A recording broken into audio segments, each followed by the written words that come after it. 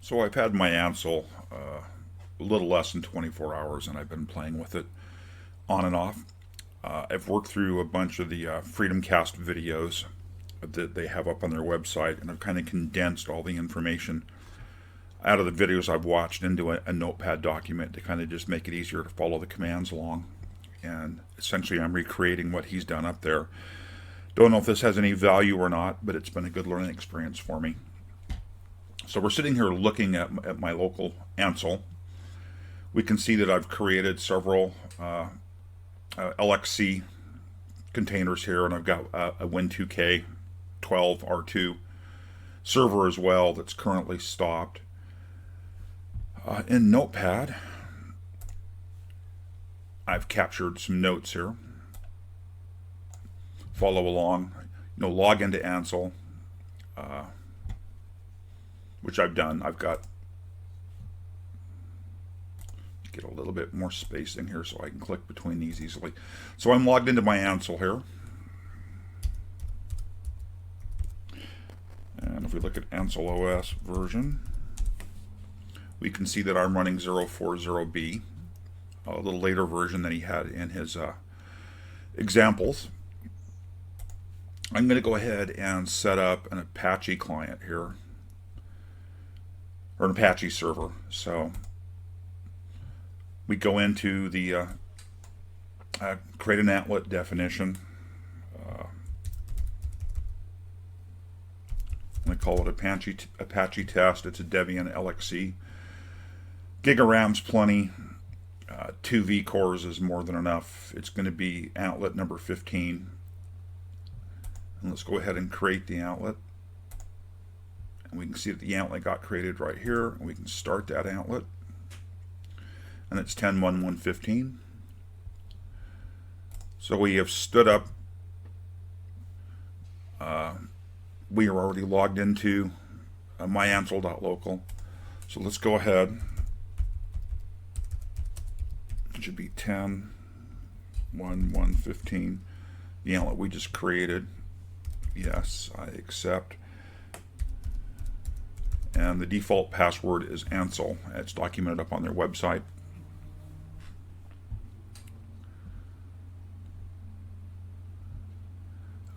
And at this point, we just simply want to run through the set of commands here. We'll do an apt-get update, and that will update the version of Debian on here. And you can see it's bringing it down off the web. Nice and quick. I've got about 100 megabyte downlink here through my cable modem that we're on. And let's do an apt-get install. Oops. Apache 2. Apache 2.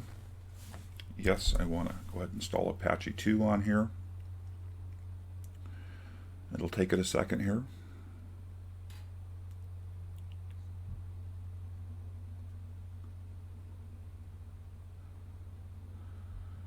It's still processing, obviously.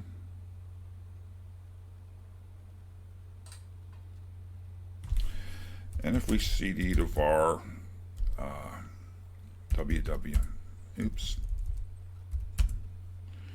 HTML, and do an L, we can see that the default index.html got created here. When everything is installed, let me bring up a web browser here. And we'll go to, we said this was Antlet, I believe 15.local. And there's the Apache 2 default page installed. So in that short amount of time, we've been able to stand up the server and install Apache. Default dot, let's go ahead and move that out of the way. I am not a Unix guy. I was a Unix sysadmin way back when. We're talking the AIX SCO days, 80s and 90s. I've forgotten more than I think I ever knew. Took me a bit to remember how to basically even edit in a simple line in Vi. I'm going to insert heading 1.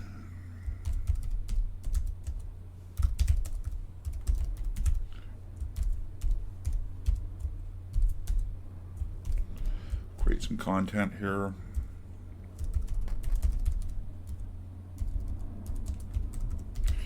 Hello world. Close the page out. Escape. Write. File's been written. Quit. And if we look, we should now have a different default, and we've created a new index.html. If we go back to the web browser and simply reload, we get my little example page I set up there. So there's a quick demo of setting up a Debian install from a template, loading Apache onto it, and creating a small amount of default content.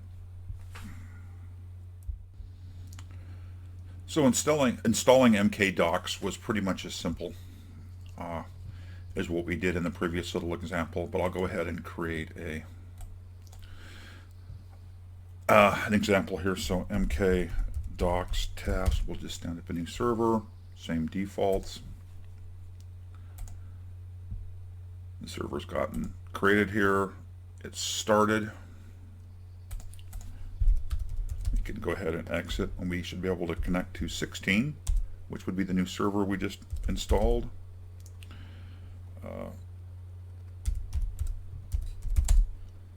And we're there on server 16, just that quick. I have to get update. Let's go ahead and update the Debian install. It's actually not clear to me whether I need to stop and restart the instance to pick these changes up. I probably do. Next thing we're going to install is Python and python.pip.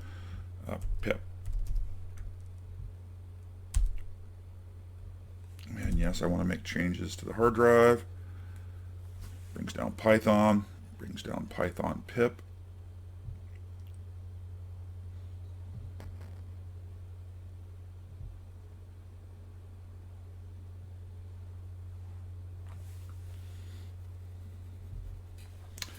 Takes a little bit of time here. Again, I am pretty amazed at how quickly this actually goes. I have spent the last many years working on Windows Server, SQL Server, the Microsoft stack. And although I'm an old command line guy and I find myself falling back to the command line on servers, on Windows servers often, the convenience of the GUI and all the richness that brings is really nice. It's fun being here back simply at the command line. I'm assuming X or some other desktop environments available on these servers. Eventually I'll figure out how to stand that up. So still bringing down Python. There's Python pip. It's processing certs and it's there. And if we do a Python version, we can see that it's installed. And if we look at pip version, hopefully it's installed, and it's installed and running. Pip, we're going to install mkdocs. Amazing little process here. These command line installers to be able to go off and do this and have them reach out to the web, download the bytes, install them, do all the work behind the scenes. And there it is. I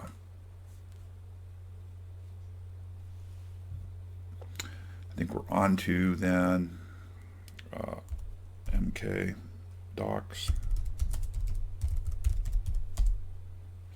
Okay, docs is installed. There's the version. Okay, docs. I want to set up a new document site.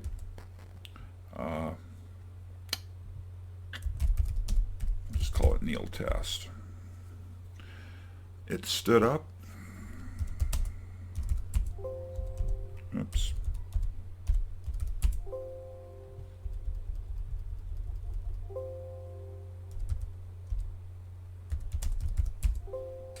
Well, case sensitivity is getting me here. Neil Test. We should have default my docs in here. And if I start it up, Cox serve device address 0000 port 80.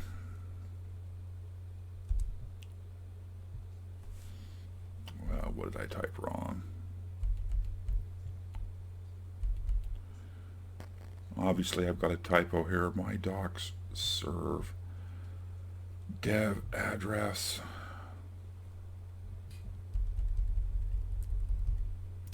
At the moment, what I have typed wrong there is eluding me.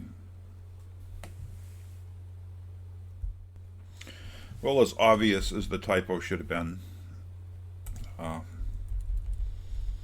it wasn't when I was looking at it. It helps to use an equal sign there to equate the two, and at this point, my doc should be stood up and running. If we hop off to the web browser and we jump on to 16 port 80, there it is. We have stood up the default My Doc site on Antlet 16, and the content's being served. So again, very nice. They've made this certainly very easy. Of course, things I don't know how to do is get the service started and running on its own without it needing to be manually started, as we've done here. Got lots to learn, but at this point I'm pretty excited how quickly these come together and how easy this honestly is to do. So let's go ahead and install the LAMP stack next. I'll create a new app, Antlet for it. Call it LAMP test. Again, Debian. We've got our system build. It's 17. We can secure shell to it.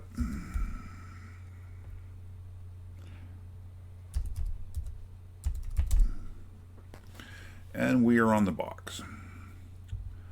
So, as always,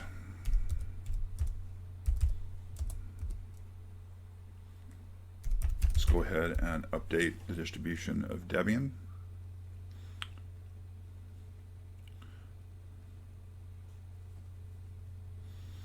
So the Linux part is already here. That's the Debian distribution. Let's go ahead and add the A part, Apache. So we're going to do a get app, install APACHE Apache 2. Yes. Apache is being laid down.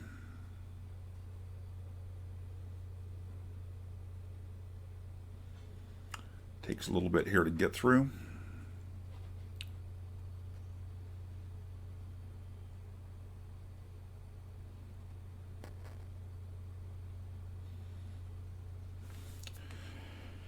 We then want to install the MySQL server.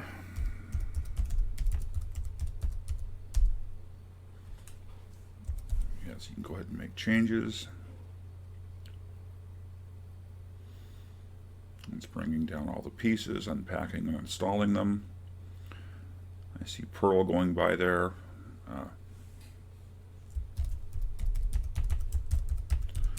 Give it a MySQL password. Make sure the passwords match, which it did, and it continues on with the install. I will need to come back at some point in PuTTY and figure out why I'm not getting the a little better,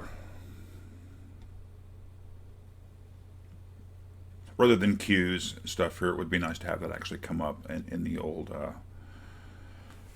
Borland style of graphics with, you know, double lines and etc. But I'm sure that's just a configuration setting.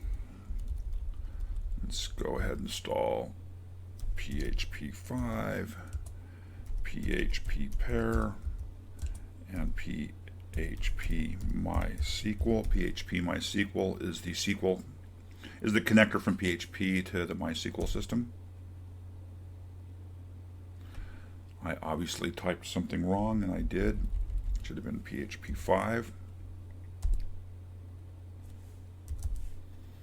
It's now pulling down all the packages.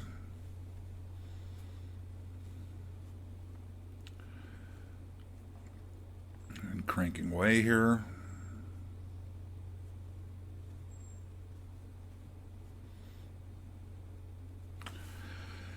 And finally, system control, restart, Apache 2. Apache 2's been restarted, and we should be able now, actually, let's go in and go ahead and create the PHP info.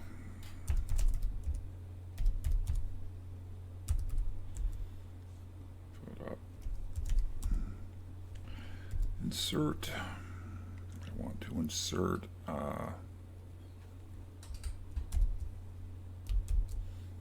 PHP info. Call the function.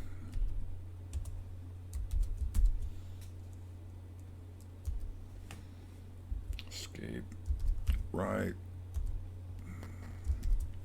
And quit. Just there it is. We can then hop off here and take a look in the web browser. Of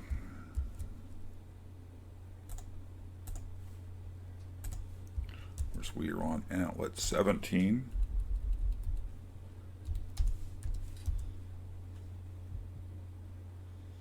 And we get back the default Debian page. And if we call the PHP info, we should get back the PHP info page. It appears I may have done something wrong.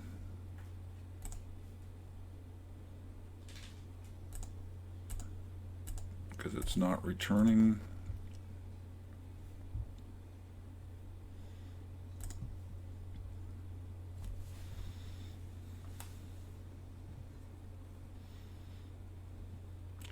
Have I got something syntactically wrong here? Oh, I sure do. Let's go back to the VI. I didn't actually run PHP here to call the function.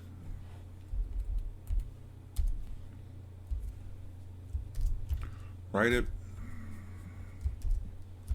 quit, and see if now it actually, there it is. So PHP ran the PHP info function and returned all this wonderful information on the install. Just a little bit of stuff, as you can see as we scroll through here. So we've installed the LAMP stack, which is Linux, Apache, MySQL, and PHP. It's on the server and appears to be running. Life is good. So I'm going to go ahead and set up WordPress. WordPress requires the LAMP stack to be installed. So I'm going to go ahead and clone the LAMP server that we set up earlier for WordPress. Let WordPress test. Don't need to create a snapshot. Go ahead and create the Antlet. It's been created. It's been started, and WordPress test is started, and it's an IP address 18. So we can SSH to it. Yes, I want to connect. We're in. First, so the LAMP stack is already on here. We can prove that by running MySQL. And well, if I -p, I can actually log in. So we know that MySQL's on here. So we want to apt-get install wget. Wget will let us get the WordPress install package.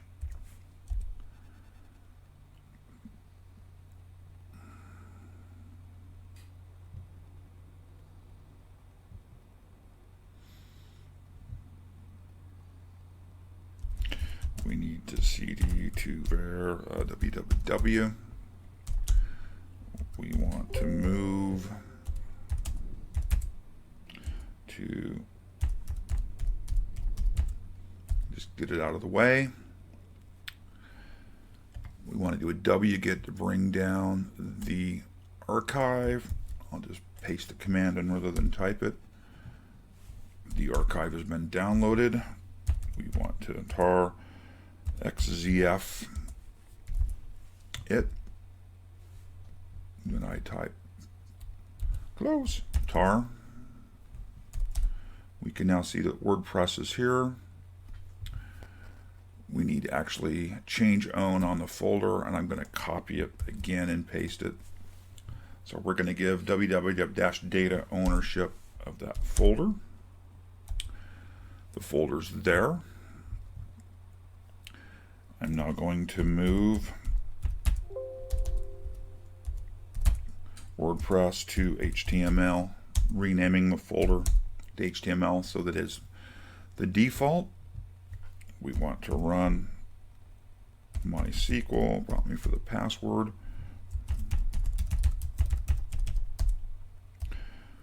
We're going to create a database named WP.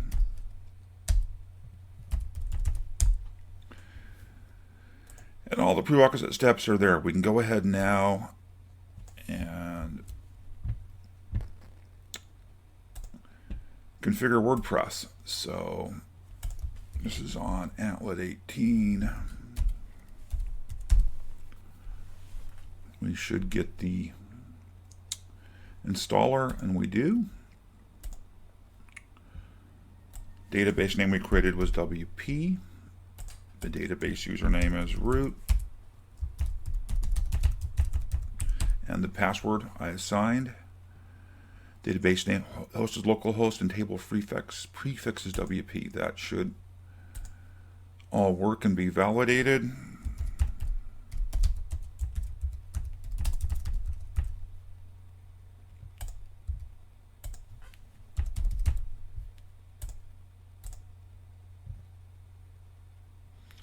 I want to hide the password.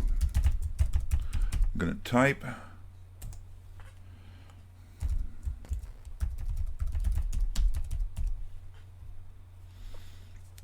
I don't want it to be indexed. It is a throwaway site. And let's go ahead and install WordPress. Log in.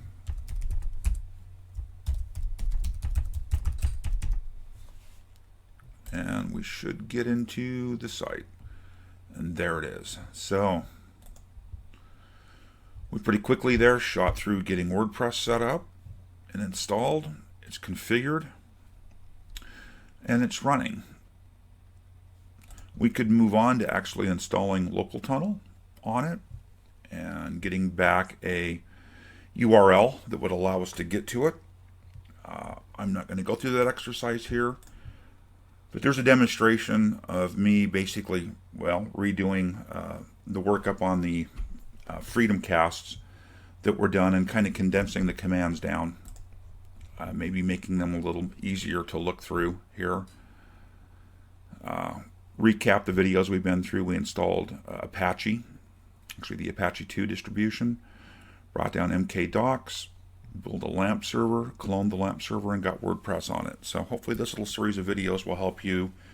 For me, it's just helped me run the command lines many times. I've built a half dozen of these and deleted them as I've tested here. And, you know, gaining more familiarity. So hope this is useful, and we'll talk later.